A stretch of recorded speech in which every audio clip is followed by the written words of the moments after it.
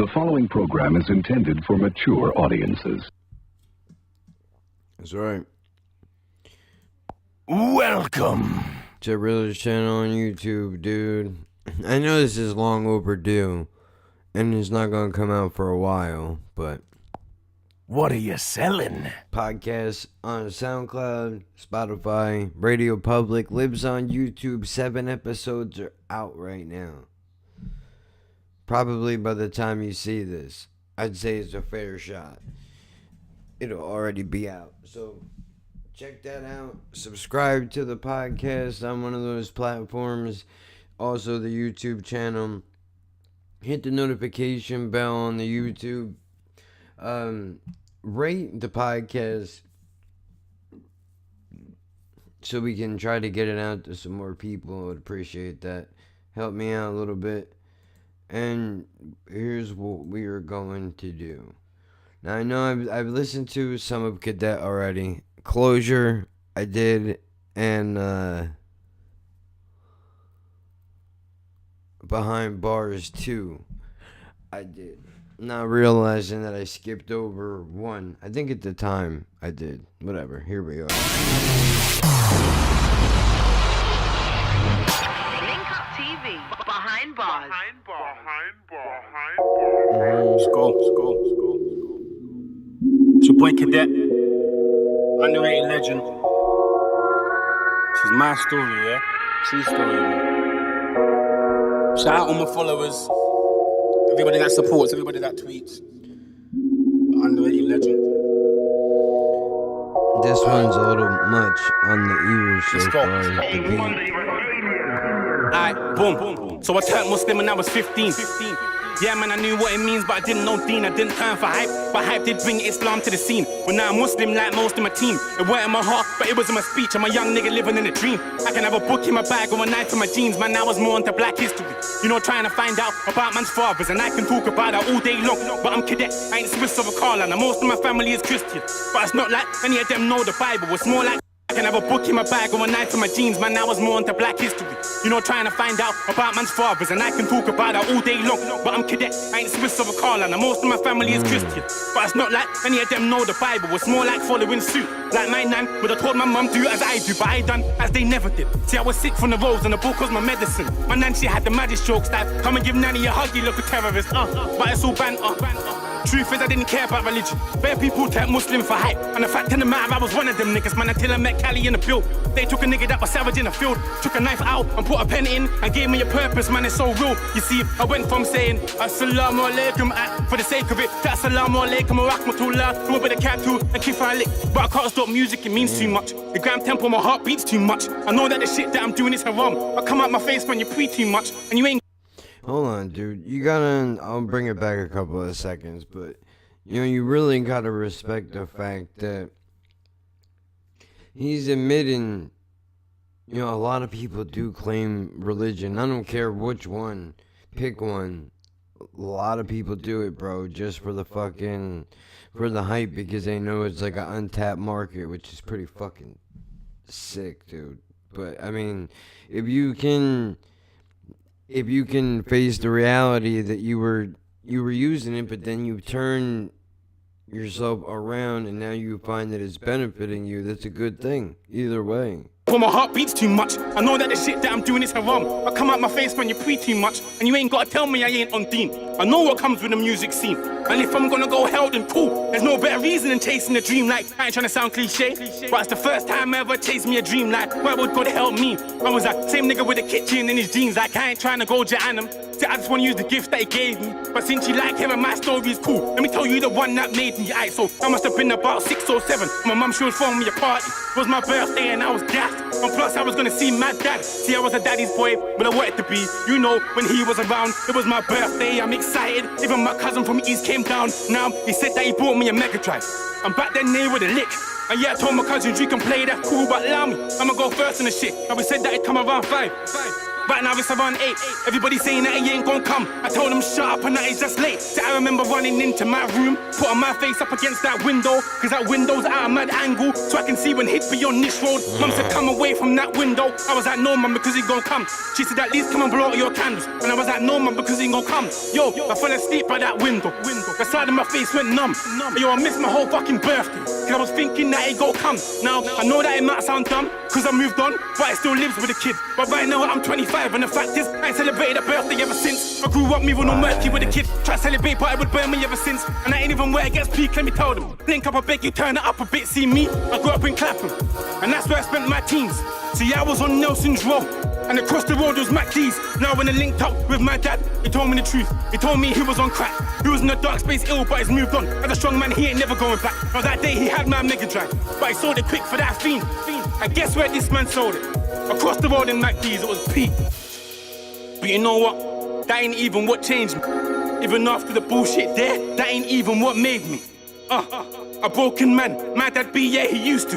But that used to was so used to. Now, let me tell you the man that I'm used to. Excuse you, if you think it's been a smooth route. We just couldn't connect like it was Bluetooth. He'd say a funny joke to make the room move. I would try not to crease like it was new shoes. We'd go out to eat, sit in a new booth. Wouldn't it be a happy meal, there's not a fruit shoot. Who knew that man I'd be rude to is now the compass I stay true to. Feds put me in a box, that's Sudoku. He'd get me out the box like it was new lubes. Interview come, who took me for a new suit. But then I'm just glad I know the new you. I refuse to, not appreciate the shit that you do. Are you mad, my friends ain't talk about that, ain't a thing. But me, I'm lucky that man one is a king. See, he went from being the guy that I could drop to being the guy that I compare God to. Of course I'm happy when I see my dad, that fast Dane Johnson man when he boxed you. Went from smoking rock to rocking the hardest suits. My dad is the man. I just wanna buy you a diamond watch, you know. Put a different kind of rock in your hand, you know the shit they done for the kid is peak. I can't even put it in a speech.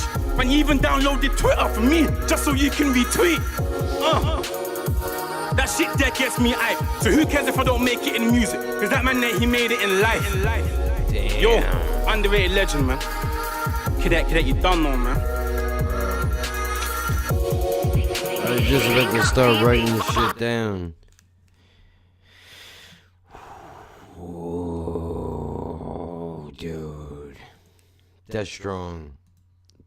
That's really strong, dude. Fuck. Oh my gosh. That's so serious, man. You being a little kid, expecting your dad going to show up, fall asleep on the window, waiting for him to come, never shows up, and then you don't ever celebrate another birthday again. Fuck, dude. But then later on, reconnect with him, and you find out he was a crack addict. Dude, that's heavy. That whole thing is heavy. I mean, can you imagine having to tell your kid that? Like, sorry, I missed your birthday, bro. I was busy smoking crack because I was going through some shit. I mean, maybe that's where his honesty comes from. And I understand the dude, just recently passed. But again, I talk like it's the present because I really believe if you keep people in your heart and in your mind, then they are forever present with you. So, just because they're not here physically anymore doesn't mean that they're not really here anymore. So, I mean, well, like, look, I can get real quick. I know whoever just came here for this song, you'll probably already left, but I mean, since we're on real shit right now, I mean, I could tell you this, bro. When I was younger, I had family. I've had family, and I'm not gonna say who it was because just for obvious reasons and embarrassment and all that, because I don't know who's watching these things. Could be anybody, but it's a close family member to me.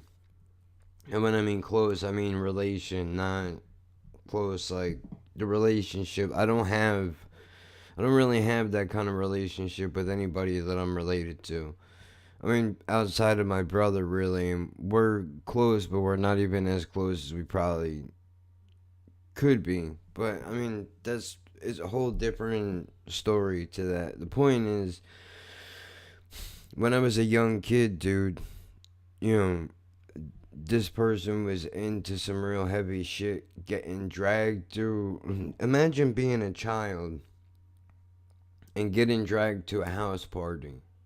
And I don't mean like a regular house party. Like, I'm talking about smoking crack, doing coke, heroin, shit like that. We're not talking about weed. And all these adults are fucking doing this shit, and you just gotta kind of stand there in the house because you're stuck being there because that's where this person brought you. And then to discover drugs like that and still not really know what they are. I mean, I had run-ins from when I was younger, seeing people get busted with kilos and shit, but I was stupid. I was a young kid. I didn't know what it all was. I mean, I thought it was amazing. Not great. I mean, amazing. Like, I couldn't believe that this is like a movie kind of shit. But in this situation, it was a little different. So there was a struggle that has gone on. I assume we don't. If you didn't catch the hint, people in my family, we all don't talk. We're not close. I'm pretty much out on my own, man. It's just the way that it is. There's a big disconnect with everybody. I mean, I'm not close to my mom. I'm not close to my father.